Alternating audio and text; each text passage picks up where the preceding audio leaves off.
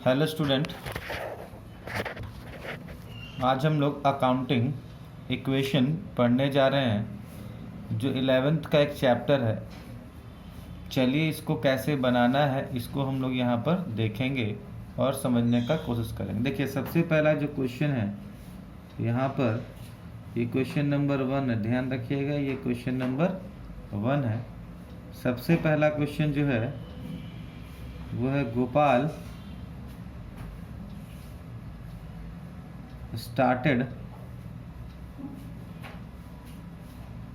businesses with rupees 75,000 as capital। मतलब बहुत आसानी से ये समझना है कि बिजनेस में क्या किया गया, कैपिटल लगाया है। कौन? गोपाल ने। आपके बिजनेस में इन्होंने, मतलब गोपाल ने अपने बिजनेस में 75,000 एज कैपिटल के रूप में दिया है। तो याद रखिएगा, जब भी वो कैपिटल देगा, कौन देगा कैपिटल? यहाँ पर कैपिटल देने वाला कौन है? गोपाल। ध्यान रखिएगा, यहाँ पर कैपिटल देने वाला कौन है? गोपाल है। ठीक है, गोपाल जो है वो पैसा देने वाला है। अपने बिजनेस को 75,000 रुपये वो कैश दिया है। और ये किस फॉर्म में दिया है? 75,000 रुपये यहाँ पर दिया है। आपको ये ध्यान रखना, इन्होंने ना गुड्स लिया है ना दिया है, फर्नीचर ना खरीदा है ना बेचा है, ना उधार खरीदा है नहीं बेचा भी नहीं है, और क्रेडिटर उधार बेचा और उधार खरीदा भी नहीं है।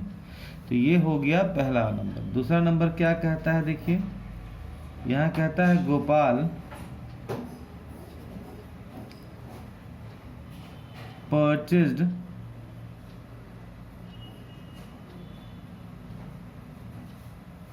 furniture for cash ₹5,000। इसका क्या मतलब हुआ? इसका मतलब है गोपाल बाजार गया है और वहाँ से फर्नीचर खरीदा और बदले में कैश दिया। तो देखिए अकाउंटिंग इक्वेशन में हमेशा दो काम एक साथ होता है। आपको नज़र आएगा एक ही काम, लेकिन वो है कितना काम? वो दो काम। बस इसी को आपको पकड़ के चलना है कि ये दो काम क्या क्या हुआ है, इसको आपको देखना है यहाँ पर। तो देखिए सबसे इम्पॉर्टेंट चीज़ जो है वो मैं आपको बताने जा रहा हूँ। देखिए यहाँ क्या होगा, आपके बिजनेस से ये 5,000 माइनस होगा। क्यों माइनस होगा? क्योंकि आप बाज़ार जा रहे हैं तो 5,000 अपने बिजनेस, 75,000 आपके पास कैश है, ये 5,000 उठा के लेके जा रहे हैं। तो आपका ये कैश तो माइनस हो गया, लेकिन बदले में ना गुड्स आया है ना गया है, लेकिन इसके बदले में 5,000 का आपके बिजनेस में फर्नीचर आ गया। आपने उधार अभी तक नहीं बेचा है, ना कैपिटल आया है ना गया है, ना आपने उधार खरीदा ही नहीं है, इसलिए यहाँ 0 हो जाएगा। ध्यान रखिएगा, जब ये आप काम कर चुके हैं तो तुरंत आपके दिमाग में ये आएगा। क्या ये आएगा? ये वाला जो हम लोग इसको बंद करेंगे। और ध्यान रखिएगा, इसके बाद एक चीज़ हम लोगों को बार बार देखना है। क्या देखना है बार बार? थोड़ा देखिएगा यहाँ पर, ये 70 एसेट्स और लायबिलिटी दोनों हमेशा बराबर आना चाहिए। 75,000 में 5,000 आप माइनस कर दीजिएगा तो आपके पास कितना बचा? 70,000। यहाँ गुड्स आपके पास 0 है, ये फर्नीचर जो है वो 5,000 होगा।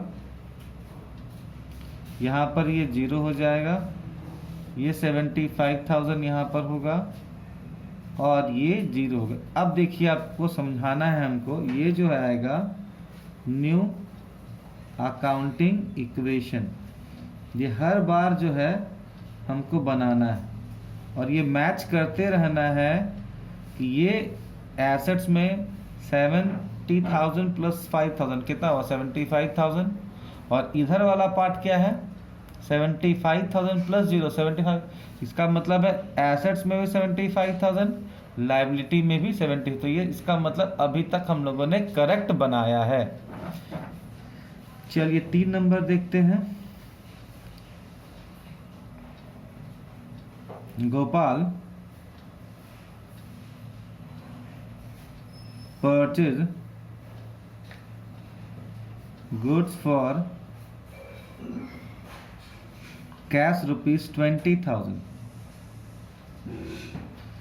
देखिए गोपाल अब बिजनेस खोला है तो वो कुछ ना कुछ तो लेन देन करेगा, तो वो क्या क्या, Gopal purchase goods for cash, इसका मतलब है अपने बिजनेस को चलाने के लिए उसको गुड्स चाहिए, बाजार गया वो गुड्स खरीद के लाया, और इसके बदले में वो क्या दिया, एक तरफ तो आपके बिजनेस में गुड्स आ रहा है और एक तरफ आपके बिजनेस से कैश जा रहा है। हमने कहा ना यहाँ पर आपको एक काम का दो पहलू होगा, दो एस्पेक्ट होगा। एक, हमने गुड्स लाया और उसके बदले में हमने क्या दिया कैश दिया।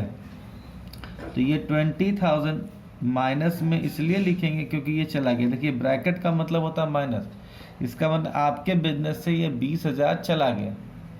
इसके बाद गुड्स आया है, ये 20,000 आपके बिजनेस में आया। इसके बाद फर्नीचर का कोई काम नहीं होगा, डेटर का कोई काम नहीं होगा, आपके कैपिटल में कोई ना आया है ना गया है, और क्रेडिटर का मतलब होता है उधार खरीदना, ना हमने उधार खरीदा ही नहीं। ठीक है यहाँ तक। इसके बाद आगे बढ़ते हैं, फिर वही काम, इसको बंद करेंगे।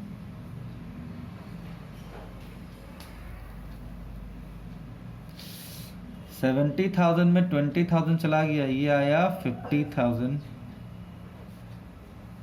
यहाँ पर आएगा ये 20,000, ये आएगा ये 5,000, और ये आया 0, 75,000 और ये 0। ये जो है new accounting equation,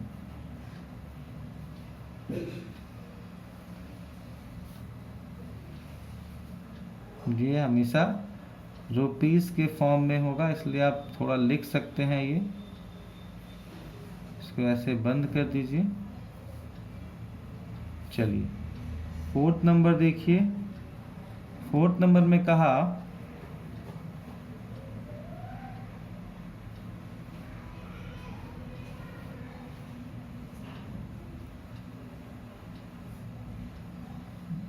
Gopal purchased goods on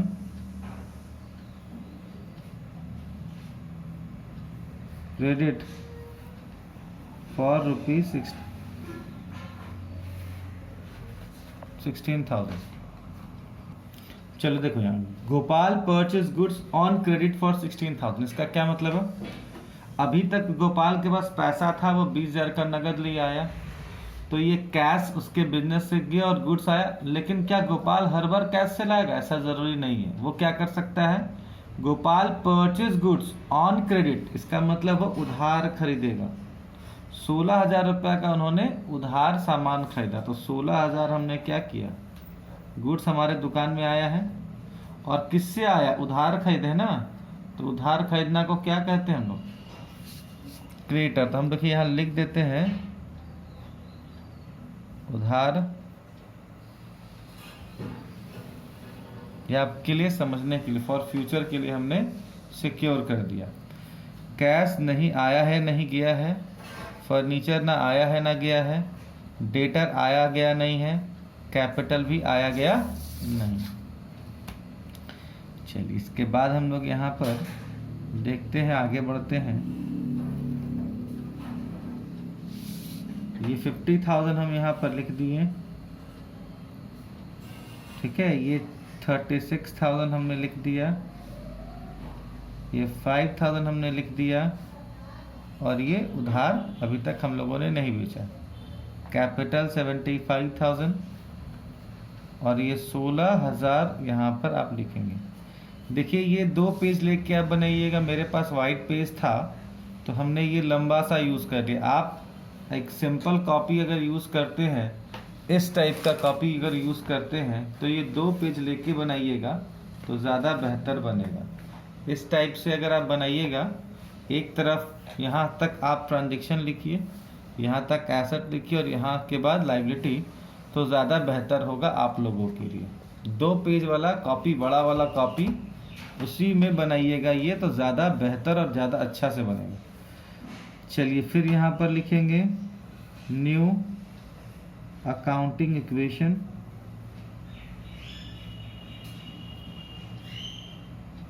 चलिए ये 5 नंबर हम लोग देख रहे हैं। 5 नंबर में क्या कहा देखो,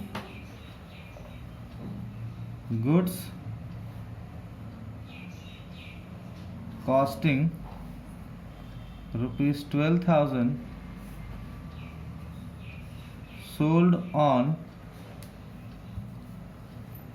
credit for ₹15,000। देखिए यहाँ पर उसका दाम कितना है, सामान का दाम 12,000 है और उन्होंने बेचा कितना में, 15,000। इसका मतलब है यहाँ पर उन्होंने प्रॉफिट कमाया। थोड़ा समझने का कोशिश करिएगा, थोड़ा सा समझने का कोशिश करिएगा तो ये क्लियर हो जाएगा आपके लिए। वो कॉस्टिंग जो है आपका दुकान से वो 12,000 का सामान निकलेगा, ठीक है, लेकिन जब आप बेचिएगा तो 15,000 रुपीज़ आएगा। इसका मतलब है आपके पास पैसा आया 15,000 और उसका कॉस्ट आपके लिए कितना, इसका मतलब ये जो 3,000 रुपया है ये आपको हमेशा प्रॉफिट कहलाएगा। और याद रखिएगा ये जो प्रॉफिट है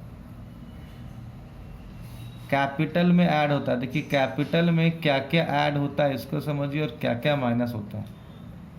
कैपिटल में अगर बिजनेस का प्रॉफिट होगा तो ये ऐड होगा, अगर बिजनेस का लॉस होगा तो ये यहाँ पर माइनस करेंगे, अगर इनकम होगा तो हम लोग प्लस करेंगे, अगर बिजनेस का खर्चा होगा एक्सपेंसेस होगा तो ये माइनस करेंगे, अगर बिजनेस में एडिशनल कैपिटल लगाया जाता है माने एक्स्ट्रा पैसा और बाद में लगाया गया कैपिटल के तौर पर तो ये होगा, अगर आपने अपने प्राइवेट यूज़ करने के लिए पैसा निकाला है या कुछ भी निकाला है तो ये ड्राइंग होगा। इसका मतलब है कैपिटल में बहुत सारा चीज़ जोड़ा और घटाया जा सकता है। चलिए अब हम लोग देखते हैं यहाँ पर 12,000 का सामान जो है वो 15,000 में बेचा गया। तो आपके बिजनेस से कितना का सामान गया ये निकालना है हमको। तो आपके बिजनेस से 12,000 रुपये का सामान गया और आपने उन्हें क्रेडिट में बेचा, इसका हमने उधार बेचा है। तो जब हम उधार बेचते हैं तो डेटर उधार बेचना, ध्यान रखना, उधार बेचना, ध्यान रखना, उधार बेचना।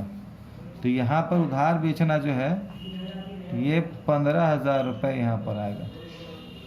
तो देखिए यहाँ कैश में ना कुछ आया है ना गया है, फर्नीचर में कुछ ना आया ना गया है, ठीक है, कैपिटल में भी कुछ, हाँ कैपिटल में 2-3 हज़ार रुपये का बेनिफिट हुआ था ना। इन दोनों के डिफरेंसेस को अभी ने बताया ना कि यहाँ पर जोड़ते हैं, प्रॉफिट कहाँ दिखाएंगे, कैपिटल में ऐड करेंगे और यहाँ पर काम खत्म, इससे ज़्यादा कुछ होने वाला नहीं है। अब यहाँ देखिए इसको ऐड करेंगे,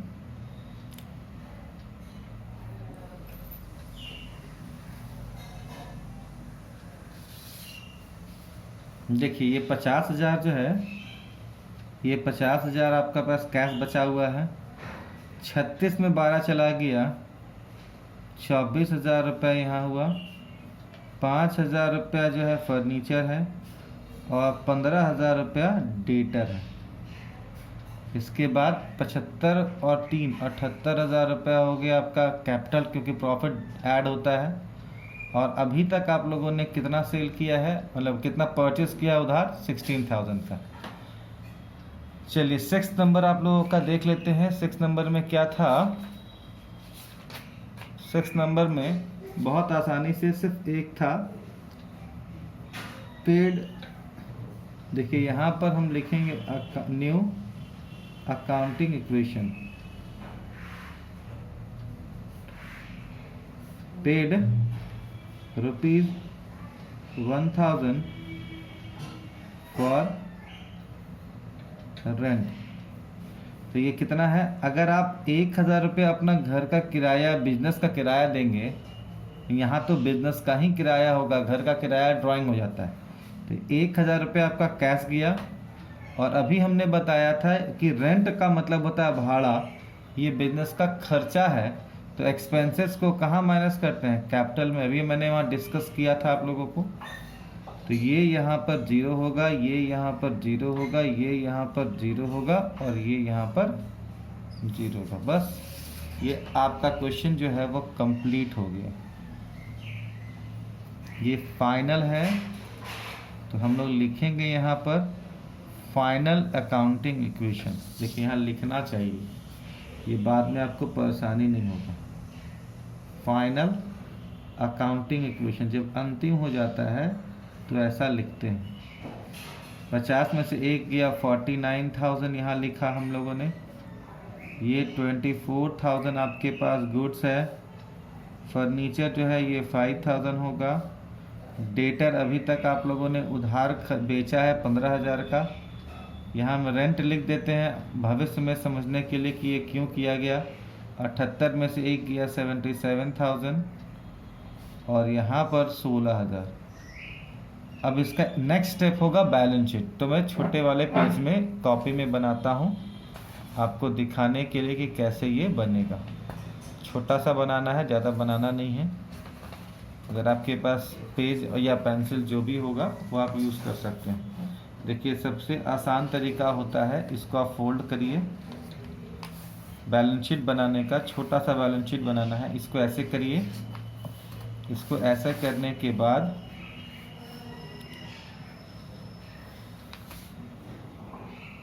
चलिए, उस कॉपी में दिक्कत हो रही थी तो हम ये कॉपी चेंज कर दिए हैं। आप यहाँ देखिए, यहाँ पर कुछ नहीं, इस टाइप का आपको क्या करना है, एक कॉपी है इसको बीच में फोल्ड कर दीजिए ऐसे। बस इसके बाद ऊपर में एक लाइन दीजिए, एक लाइन यहाँ दीजिए। देखिए ये जो बीच में हमने इसको डिवाइड किया था उसको ऐसे करिए, ज़्यादा नहीं बड़ा करना है। यहाँ पर थोड़ा सा गैप लीजिए और जितना इधर गैप लिए उतना ही गैप इधर भी लेंगे, ज़्यादा अच्छा होगा। देखो ये बैलेंस शीट लिखेंगे एज ऑन 31 मार्च 2020। हमने एक ये काल्पनिक रूप से इमेजिनरी कर लिया है, ये कोई कंपलसरी अभी फ़िलहाल नहीं। इधर लिखेंगे लाइबिलिटीज़, ये अमाउंट, एसेट्स, ठीक है। इसके बाद देखिए यहाँ पर कैश लिखेंगे। यहाँ पर कैश कितना है, 49,000। देखिए ये कैश जो है, आपको थोड़ा मैं ऊपर कर देता हूँ तो आपको ज़्यादा समझ में आएगा। ये कैश 49,000 है। यहाँ पर जो गुड्स था वो कितना था, 24,000 हम यहाँ लिख देते हैं।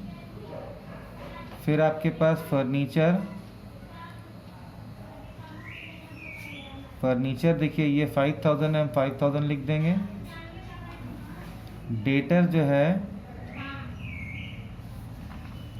15,000 है, यहाँ हम लिख देंगे। इसके बाद यहाँ पर कैपिटल जो है 77,000 और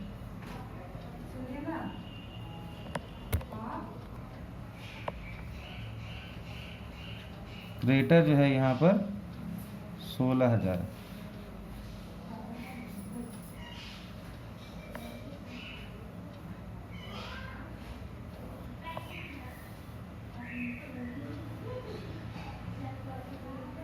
देखिए ये 93,000 दोनों साइड मिलना चाहिए। अगर आपका मिला है इसका मतलब आपने एकदम पूरी तरह से करेक्ट बनाया। ये हुआ आपका बैलेंस शीट।